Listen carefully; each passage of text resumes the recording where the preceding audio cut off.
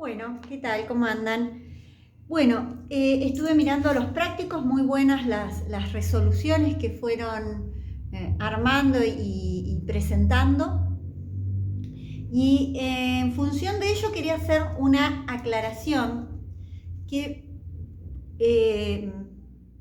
teóricamente estaba elaborada, pero bueno, vamos en encuentros sincrónicos, pero yo en teoría 2, si bien de música y de teatro, estamos recuperando ejes de Kant. ¿Por qué es tan importante Kant? Porque, bueno, marca la estética moderna, ¿no?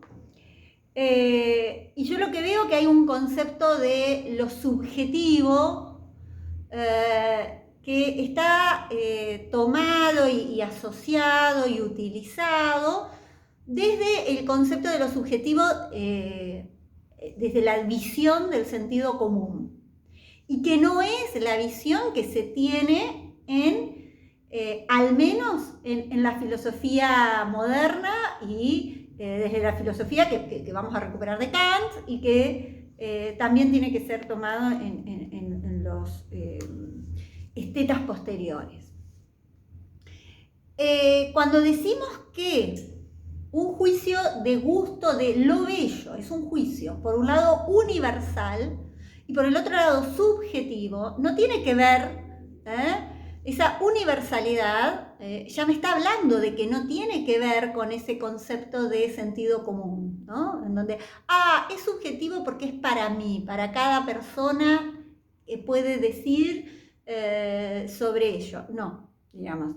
En ningún momento Kant habla del juicio de gusto que podría tener sus estudiantes, que podría tener él, es decir, no lo antropologiza, que era lo que yo les decía, es decir, no lo lleva a una persona de carne y hueso, lo analiza filosóficamente, lo analiza desde un punto de vista nociológico, ¿no?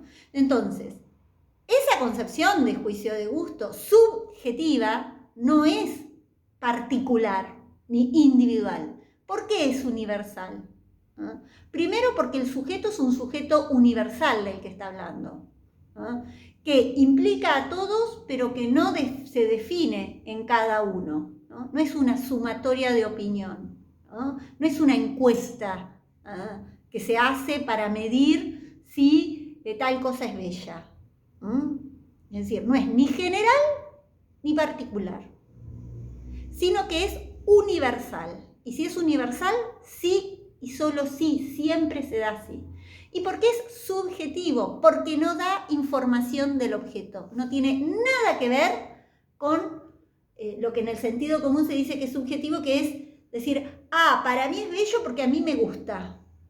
¿Perdón? No, eso no es. Entonces, lo primero que es necesario, y se los dije en el encuentro virtual que tuvimos, en el primer encuentro virtual que tuvimos, y lo voy a seguir sosteniendo, y para ello recuperen su lectura del texto de Kant, recuperen el texto de Kant que han leído el año pasado seguramente, en donde explica por qué el juicio de gusto no es un juicio de conocimiento.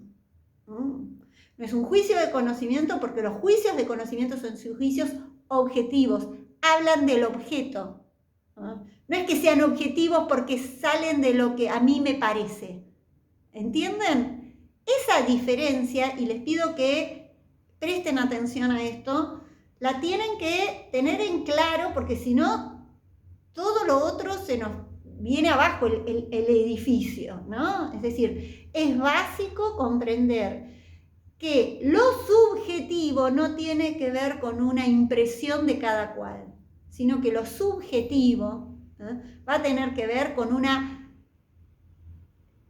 lo que ese objeto genera en un sujeto universal, no si a mí me gusta o no me gusta, ¿no? Es decir, superen ese ese sentido común tan ombliguista de nuestra actualidad, ¿no? Porque parte de nuestra contemporaneidad es esta cosa de que, bueno, sí, para mí sirve, ¿no? Es decir, todo está funcionando en función, yo le digo ombliguismo, perdonen por el término, pero en función de si a mí me pasa, o a mí, el otro día escuchaba una persona que era candidata y decía, bueno, mis amigos les pasa tal cosa, entonces eso lo terminaba generalizando y después lo universalizaba. Entonces, primero, algo que se diferencia, ya lo han visto seguramente cuando leían Aristóteles, la diferencia entre lo particular, lo general y lo universal, ¿no? Son tres cosas distintas. Particular me pasa a mí, y eso no tiene por qué ser una ley, es una situación particular de una persona, de carne y hueso. Pero, ¿se imaginan si la filosofía se dedicara a hacer filosofía en función de lo que a un fulano le sucede?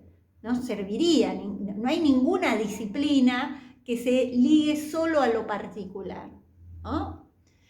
Por el otro lado está lo general. Lo general es aquello que pasa a muchas individualidades y por eso se puede generalizar, ¿no? Es decir, yo desde el conocimiento científico genero un experimento y con esas características de ese experimento, ¿no? Puedo concluir que a semejante situación va a suceder determinada cosa, qué sé yo. Bueno, fíjense lo que pasa ahora con el tema de la enfermedad, del COVID y de las vacunas. Es decir, son conocimientos que se generalizan, conocimientos científicos que se generalizan, pero no son universales, ¿no? Es decir, hay una gran cantidad de población que se pone la vacuna y no tiene ningún otro síntoma.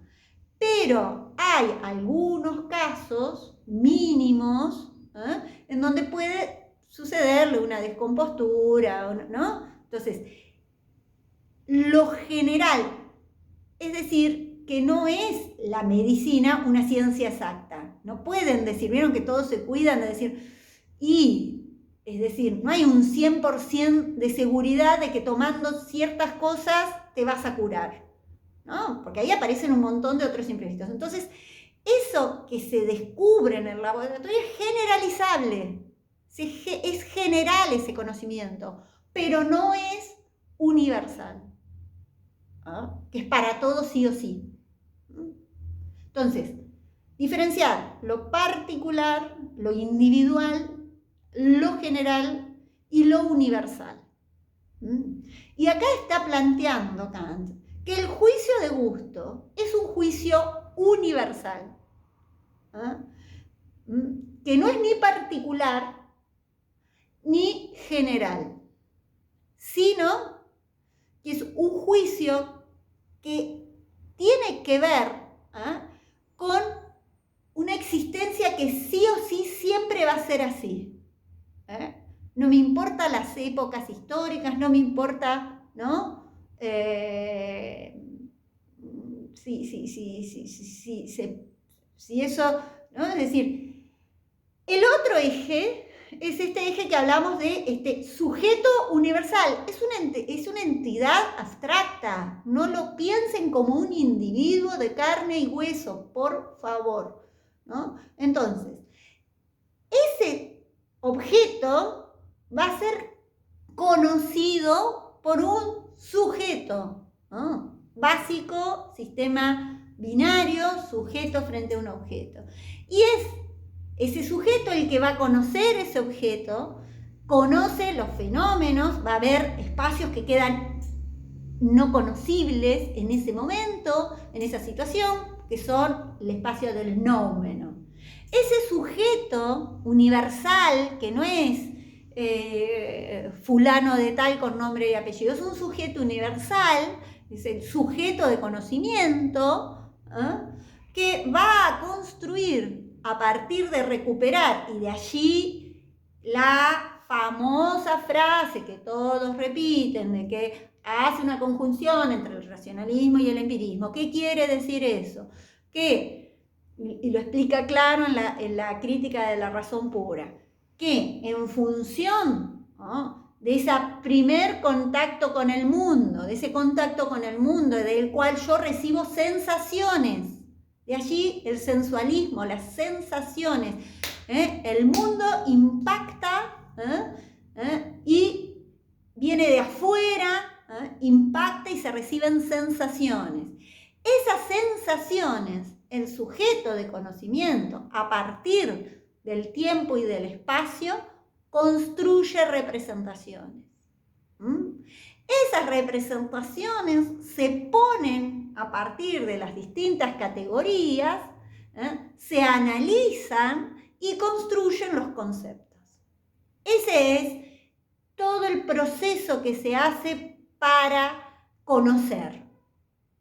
Esa es la relación entre el racionalismo y el empirismo, ¿no? Es decir, no descarta ninguno de los dos, sino que los dos son necesarios.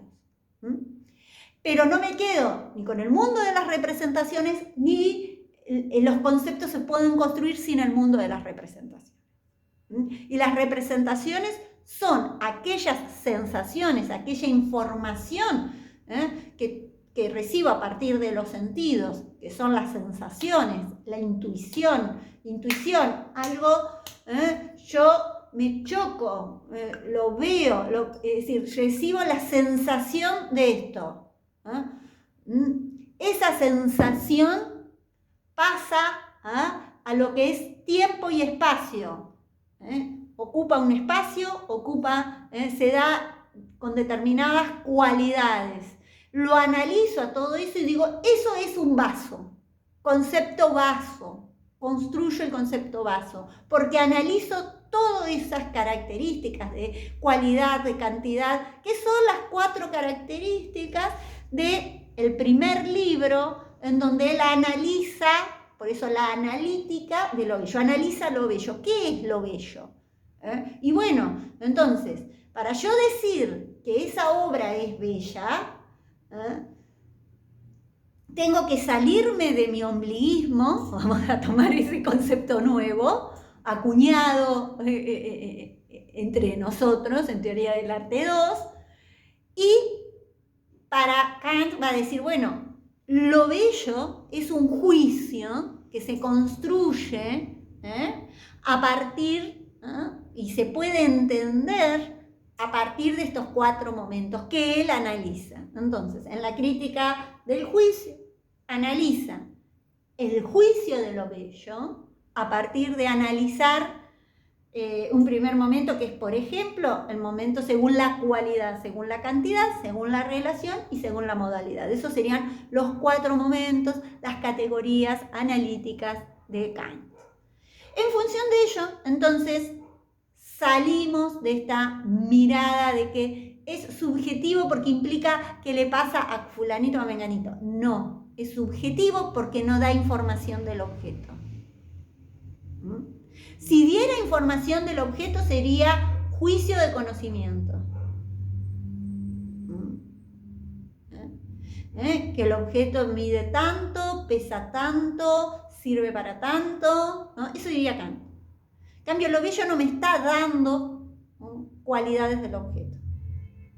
Me está planteando un juicio estético. Y estético en el sentido de la sensibilidad, en el sentido de el antiguo sustantivo que deriva del mundo griego, que tiene que ver con la sensibilidad. Entonces, de ahí que decimos que el juicio de gusto no es un juicio de conocimiento, no es un juicio lógico, estoy leyendo las primeras páginas del primer libro, sino estético, entendiendo por esto aquel cuya base determinante no puede ser más que subjetiva.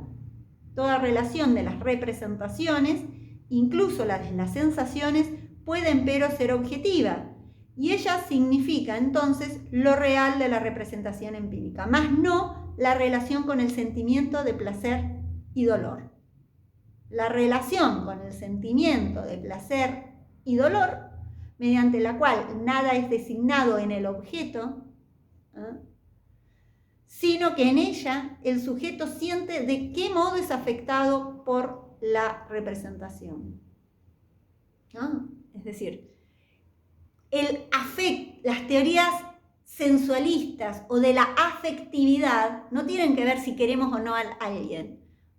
Tienen que ver en el mundo de la estética con teorías que hablan sobre este posicionamiento subjetivo tan fuerte de la estética moderna. Es decir, la estética de la modernidad implica una estética subjetiva no por un conocimiento individual, sino por una universalidad, por este sujeto universal y por un conocimiento que brinda este juicio de, que él dice, de placer o displacer, de placer o dolor, ¿no? Está diciendo, es un juicio que implica esa sensación. Pero ojo con pensarlo al juicio de lo bello como un juicio particular. Eso quede bien en claro.